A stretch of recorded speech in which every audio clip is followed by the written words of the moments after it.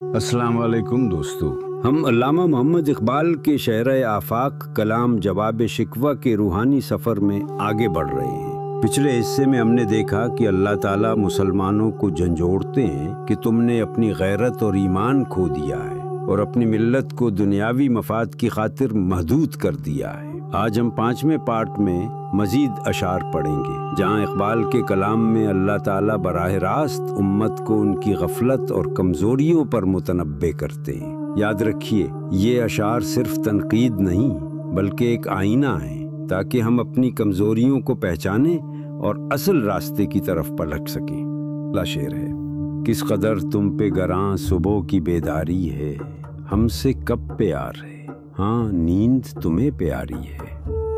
اللہ تعالیٰ فرماتے ہیں تم پر صبح اٹھنا اور نماز کے لیے بیدار ہونا کتنا بھاری ہو گیا ہے۔ اصل میں تمہیں ہم سے محبت نہیں بلکہ نیند ہی تمہاری سب سے بڑی چاہت بن چکی ہے۔ اگلا شعر ہے: تب آزاد پہ قید رمضاں بھاری ہے، تم ہی کہہ دو یہی آئین وفاداری ہے۔ رمضان کے روزے جو اللہ کی محبت اور بندگی کی علامت ہیں، تمہیں اپنی آزاد طبیعت پر بوجھ لگتے ہیں، پھر بھی تم اپنے آپ کو وفادار اور سچا مسلمان کہتے ہو۔ یہ کیسی وفاداری ہے؟ اگلا شعر ہے: قوم مذہب سے ہے، مذہب جو نہیں، تم بھی نہیں، جذب باہم جو نہیں، محفل انجم بھی نہیں۔ اقبال امت کو سمجھاتے ہیں کہ ایک قوم کی اصل طاقت اس کا مذہب ہے۔ اگر مذہب باقی نہ رہے تو قوم بھی ختم ہو جاتی ہے۔ جیسے آسمان کے ستارے کشش ثقل کے بغیر منتشر ہو جاتے ہیں، ویسے ہی تم بھی ایمان کے بغیر بکھر گئے ہو۔ اگلا شعر ہے: جن کو آتا نہیں دنیا میں کوئی فن، تم ہو نہیں جس قوم کو پروائے نشیمن۔ اللہ تعالیٰ فرماتے ہیں تم وہ لوگ ہو جنہیں دنیا کے کسی فن یا ہنر پر عبور حاصل نہیں، تمہیں اپنے گھروں اور اپنے وطن کی بھی کوئی پرواہ نہیں۔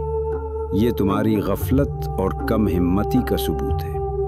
اگلا شعر ہے: بجلیاں جس میں ہوں آسودہ، وہ خرمن تم ہو بیچ کھاتے جو اسلاف کے مدفن۔ تم وہ کھلیان ہو جس میں تباہی کی بجلی چھپی ہوئی ہے۔ تم اپنی غفلت اور بے عملی کی وجہ سے بربادی کو خود دعوت دے رہے ہو، اور افسوس تم اپنے بزرگوں اور اسلاف کی قبروں کو بھی بیچ کھانے لگے ہو۔ اگلا شعر ہے: ہو نکو نام جو قبروں کی تجارت کر کے، کیا نہ بیچو گے جو مل جائیں صنم پتھر کے۔ اقبال سختی سے متنبہ کرتے ہیں تم قبروں کی تجارت کر کے نام کمانے لگے ہو، اگر تمہیں فائدہ ہو تو پتھر کے بت بھی بیچنے میں دیر نہیں کرو گے۔ یہ تمہاری زبوں حالی کی انتہا ہے۔ دوستو، آج ہم نے جواب شکوہ کے ان اشعار سے یہ سیکھا کہ امت مسلمہ کی اصل بربادی کی وجہ یہ ہے کہ صبح کی نماز اور عبادت میں سستی، رمضان جیسے برکتوں والے مہینے کو بوجھ سمجھنا، ایمان کو چھوڑ کر دنیاوی آسائشوں کی غلامی کرنا اور اپنے اسلاف کی قربانیوں کی قدر نہ کرنا۔ اقبال ہمیں یہ باور کراتے ہیں کہ جب تک ہم ایمان اور عبادت کی اصل روح کو زندہ نہیں کرتے، ہم ترقی اور عزت حاصل نہیں کر سکتے۔